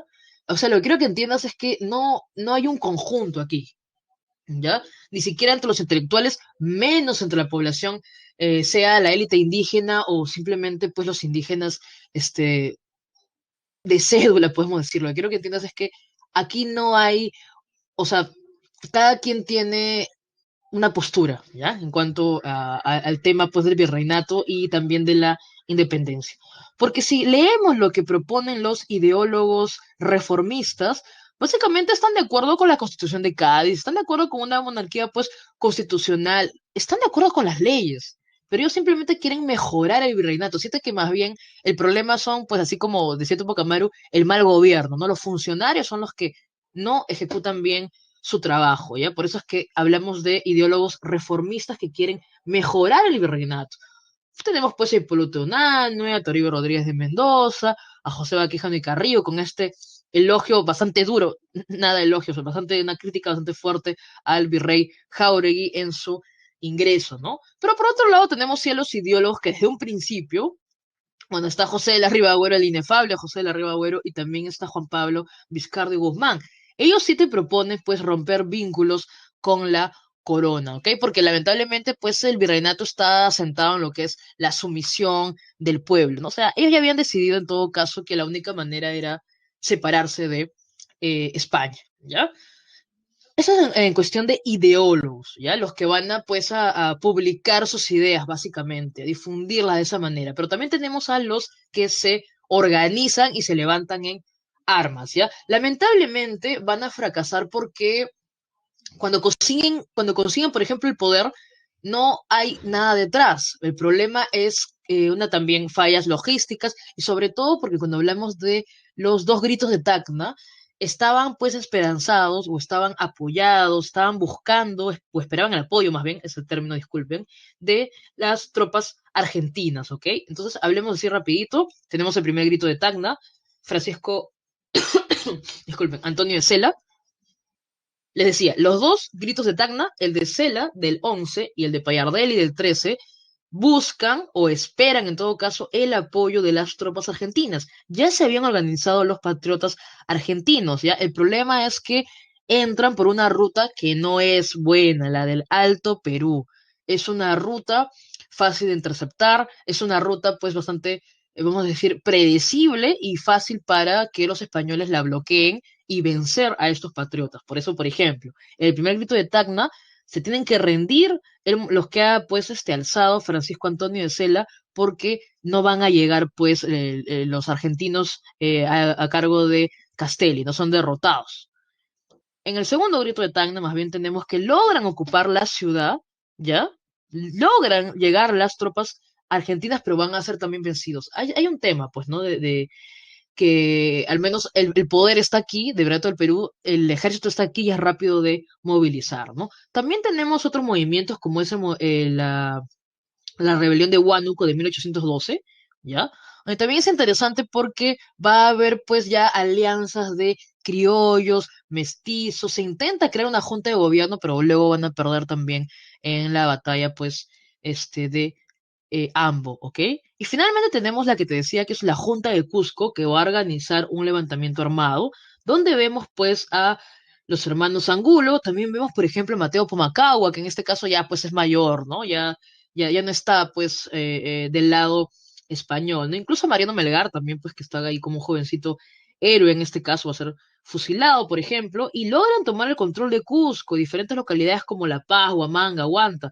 El problema es, pues, repito, que llegan pues a vencer a las cabezas, por ejemplo en Humachiri, y si bien es el que dura más, del 14 al 15 dura más meses, lamentablemente es rápidamente eh, desestabilizado, ¿no? Porque este sí era el más peligroso en el sentido que sí tuvo como objetivo la independencia del Perú. Pero obvio, todos suman, ¿ya? Y todos te demuestran que para la segunda década del siglo XIX ya hay también intentos de movilizar a la población ya con el discurso independentista, ¿no? Esto recién va a ser posible, pues, cuando hablemos de las corrientes libertadoras. Ya escuchábamos también en el videíto que Bolívar y San Martín tienen diferente formación, diferentes intereses también, diferentes planes para con el Perú, ¿no? Bueno, rapidito nada más, aquí también lo más importante, sabes que aquí las preguntas más bien son, lo más trascendental son las decisiones que se toman, ¿ya? Así que lo vemos también así. La corriente libertadora del sur está pues dirigida por don José de San Martín, ¿no? Aquí el tema, la estrategia es, como es fracaso la ruta del Alto Perú, entonces tenemos que ir por una nueva ruta. El plan de San Martín es llegar por mar, previo paso por Chile, porque los españoles no tienen pues fuerza en este caso o para defenderse por el mar. Entonces el plan de San Martín va a ser llegar pues, o sea, va a llegar al Perú, obvio, pero previo paso por Chile, ¿no? Por eso es que se va pues a gestionar desde 1814 a 1816, pues el dinero, todo para organizar lo que son las fuerzas de la corriente libertadora. Recuerda que crea el regimiento de granaderos a caballo, que finalmente pues va a ser parte del ejército de los Andes, y va a cruzar pues la cordillera, ¿no? En 1817. Este cruce que nadie se esperaba, ¿ya? También épico, ¿no? El cruce de los Andes. Finalmente en Chacabuco y Maipú se va pues a conseguir la independencia de Chile, ¿no? ¿Por qué es importante esto? Porque San Martín va a estar acompañado de Bernardo O'Higgins, que va a ser pues el primer gobernante de Chile independiente. Entonces, ¿qué hace Bernardo O'Higgins? El Congreso que se ha instaurado en Chile se le va a pedir un préstamo para poder apoyar la expedición de San Martín. Ya, ahí no te molestes, el dinerillo de Chile, bueno, de lo que es actualmente Chile en ese tiempo, si es independiente, para apoyar la expedición de San Martín al Perú, ¿no? También en Chile vemos este personaje que es Lord Thomas Cochrane, comandante de la escuadra chilena, que va a ser pues enviado un año antes de que desembarque José de San Martín en 1819.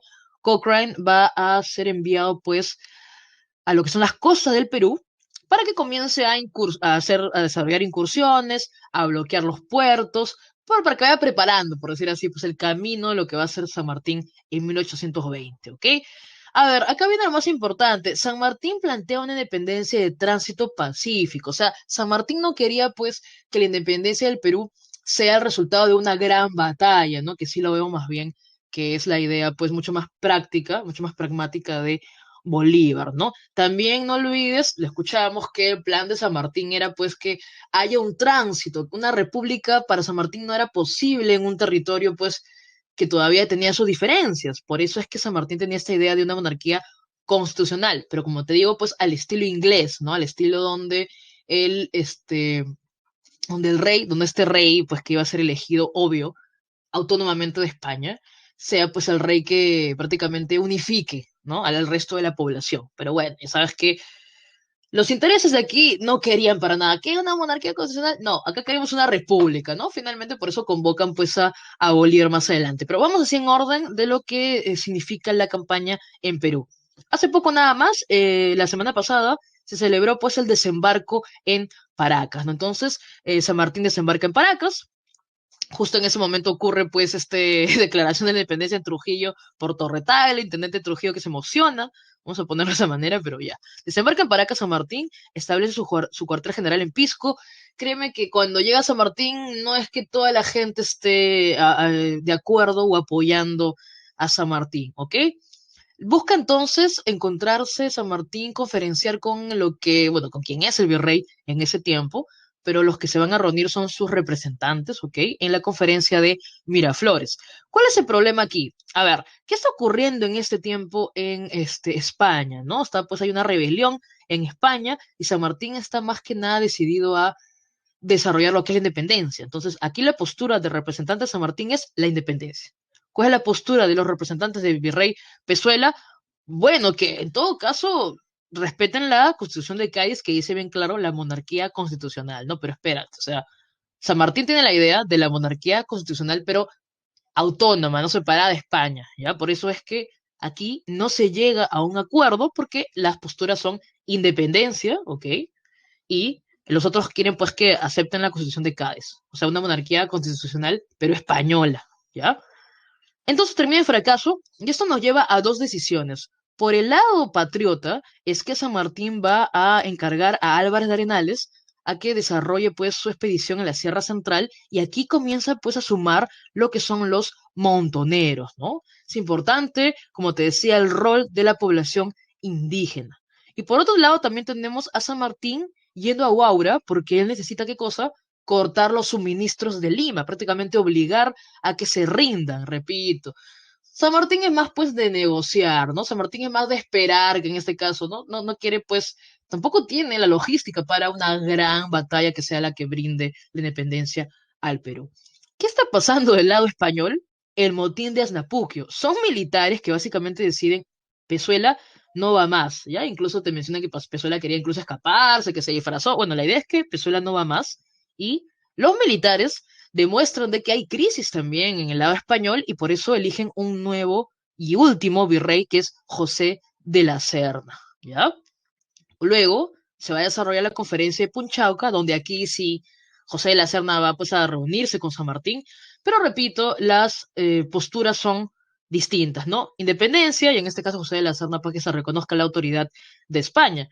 Entonces, como no se llega pues a un acuerdo, es que San Martín básicamente, que todavía no va a ingresar pues a Lima, le va a dar tiempo a José de la Serna para que básicamente llegue a Lima, se lleve pues esta máquina para imprimir papel moneda, ¿no? Que destruye un poco lo que puede y se va José de la Serna. O sea, eso es lo único que le criticaría pues a San Martín, ¿no? El darle tiempo básicamente a José de la Serna para que se vaya en dirección a la sierra, lo que es el Cusco, a hacerse fuerte, porque son años los que va a estar ahí hasta que llegue pues Bolívar, ¿no? Bueno, San Martín no ingresa, es que te das cuenta un poco cómo es San Martín, ¿no? Por eso es que decía este historiador Tony Zapata, que lo hemos escuchado, que por eso hay mucha gente que le gusta más San Martín, porque se le veía medio así bonachón, ¿no? Comparado con Bolívar, que más bien era te ponía la bayoneta y tenías que entregar todo lo que, todo lo que era necesario. Bueno, San Martín no va a ingresar a Lima, ¿no? San Martín se va a quedar en lo que es este pueblo libre, cuando puedan, mucho más adelante, cuando todo esto termine, que vayan pues a la Quinta de los Libertadores, si es que ya han ido, que está en el Museo de Antropología, Arqueología e Historia de Pueblo Libre, porque allí, pues, que era la casa de Pezuela, luego se convirtió en la casa de los Libertadores. Su cuartel general ahora va a estar en Pueblo Libre, desde el 8 de julio, y San Martín luego, los notables de Lima lo invitan, porque como había mucha incertidumbre y muchos levantamientos populares, es que lo invitan pues a ingresar a Lima en 12 de julio, ¿no? Se redacta el acta de la independencia y el 28 de julio se proclama la independencia. Pero ojo, ¿no? La proclamación de la independencia solo es la promesa de un proyecto, no es más, porque los españoles siguen en el sur, ¿ok? Bueno, San Martín se va a quedar en lo que es su gobierno del protectorado desde agosto de 1821. Aquí, pues, Monteagudo va a ser el que defienda la postura de San Martín. Ahí vamos a Monteagudo. No te olvides, pues, que aquí se da, pues, este primer debate, ¿no? ¿Cuál debe ser el sistema de gobierno del Perú? Monteagudo, por un lado, defendiendo la monarquía constitucional de San Martín, y por otro lado, Sánchez Carrión defendiendo la república, ¿no? ¿Qué más ocurre en el protectorado?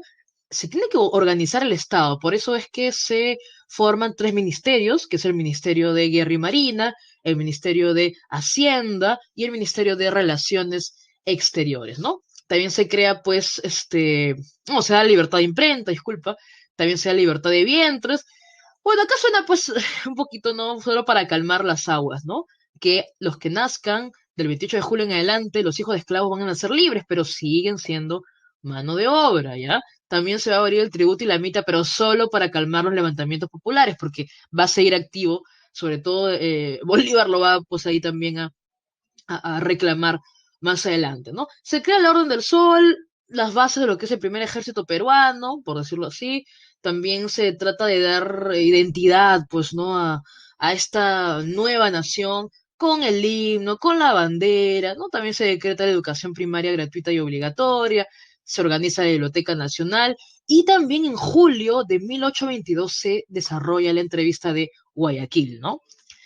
Van a discutir básicamente cuál es el tema con Guayaquil. Recuerda que Bolívar ya había llegado antes, se había organizado todo, porque el plan de Bolívar es, pues, ya se había pues creado lo que es la Gran Colombia, ¿no? Y más bien Bolívar va a llegar aquí al Perú porque es o sea, estaría en peligro la Gran Colombia si siguen las fuerzas españolas en el Perú.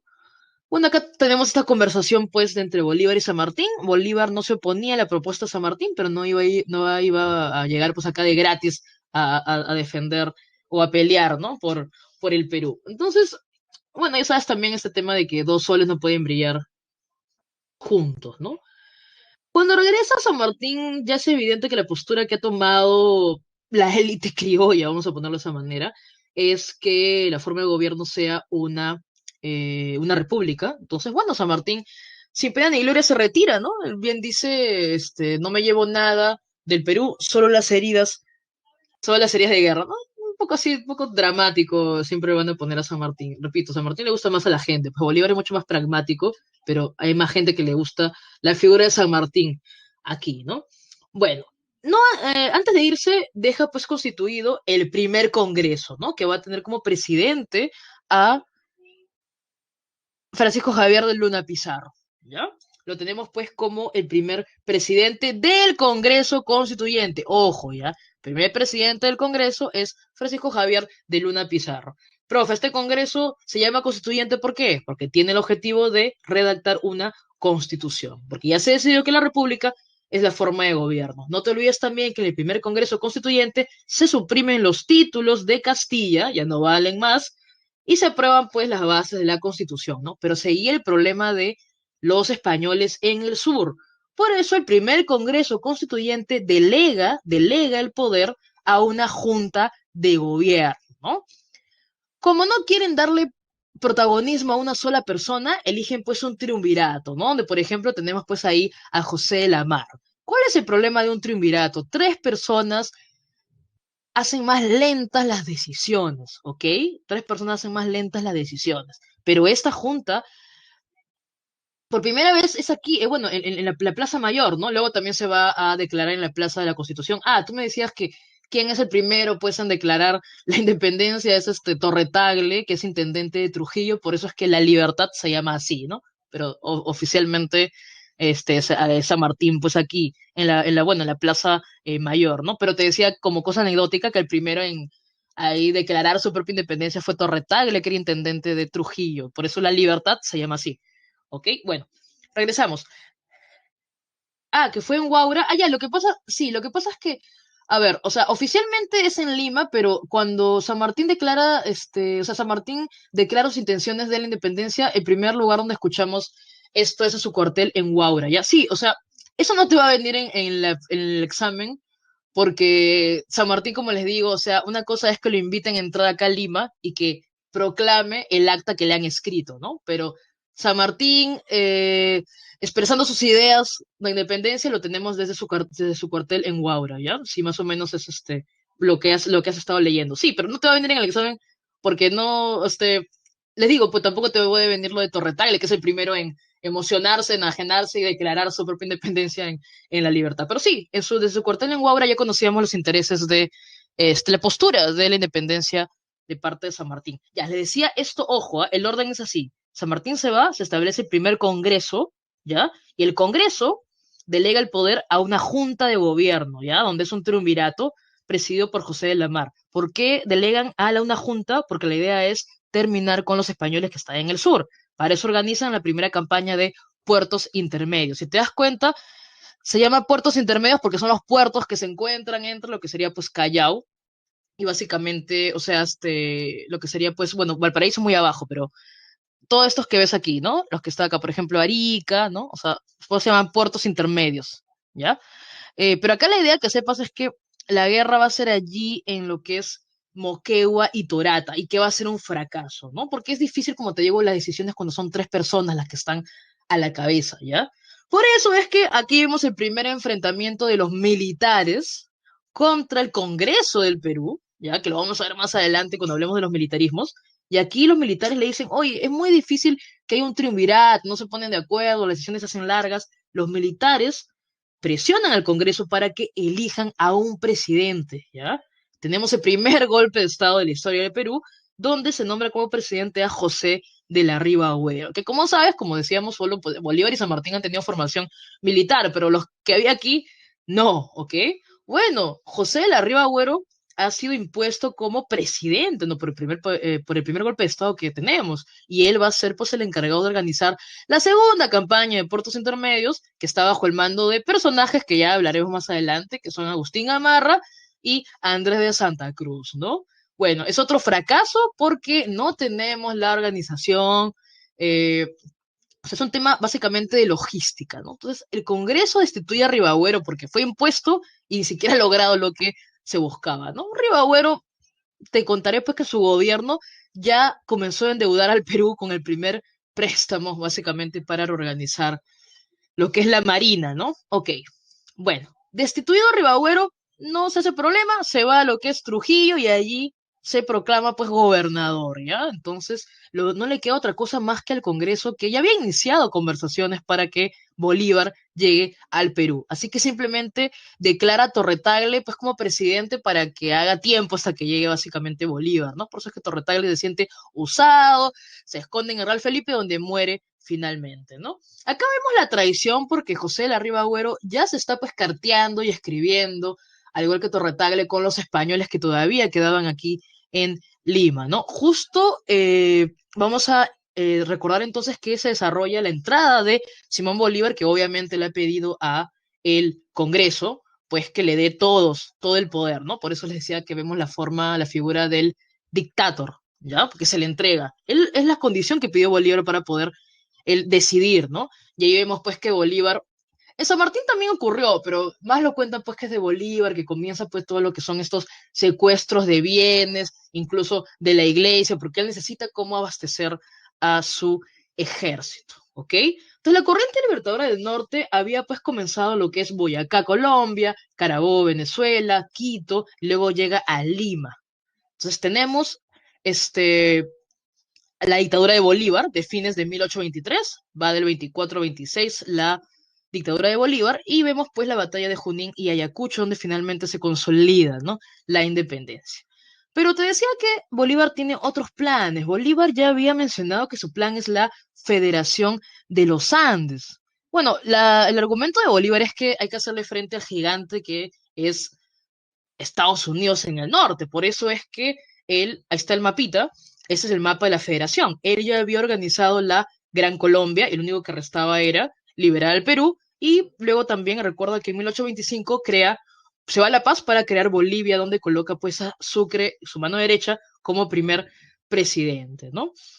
Bueno, acá la cosa es que él quería ser pues así el estilo napoleónico, el dictador, incluso recuerda que tuvimos pues aquí, o sea, brevemente, el Perú perteneció este, a esta pues Federación de los Andes y también tuvimos una constitución vitalicia, ¿no? De Bolívar que luego finalmente queda sin efecto, ¿no? Entonces hay crisis en la Gran Colombia porque los criollos no quieren ser parte de una federación, ellos quieren ser pues un país independiente, una república independiente. Entonces también los sueños de Bolívar se hacen agua, porque finalmente pues va a estar pues Bolivia, por un lado, por otro lado, Ecuador, Colombia, y profe, ¿qué pasó aquí en el Perú? Bueno, Bolívar se retira del Perú, se deja pues encargado antes de Santa Cruz, que lo que hace es convocar a las elecciones, restablece el Congreso y en las elecciones gana José de la Mar, ¿no?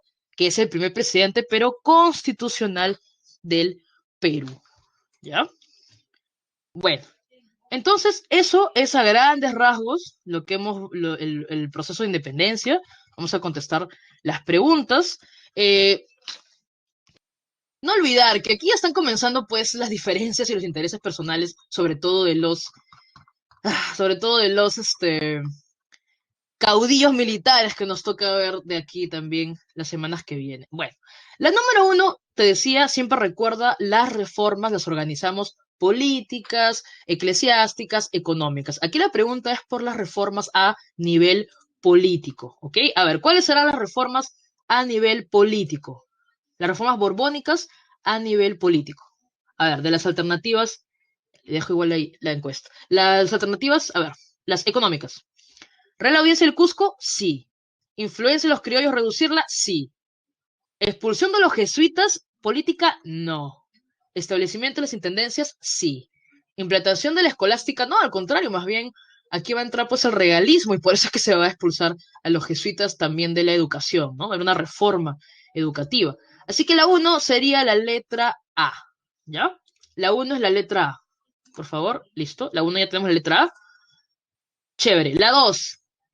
¿Por qué ganó Mateo Pomacagua? Disculpa, estoy pensando en Mateo Pomacagua. ¿Por qué gana este movimiento liderado por Santos Atahualpa? Dura casi 10 años este movimiento.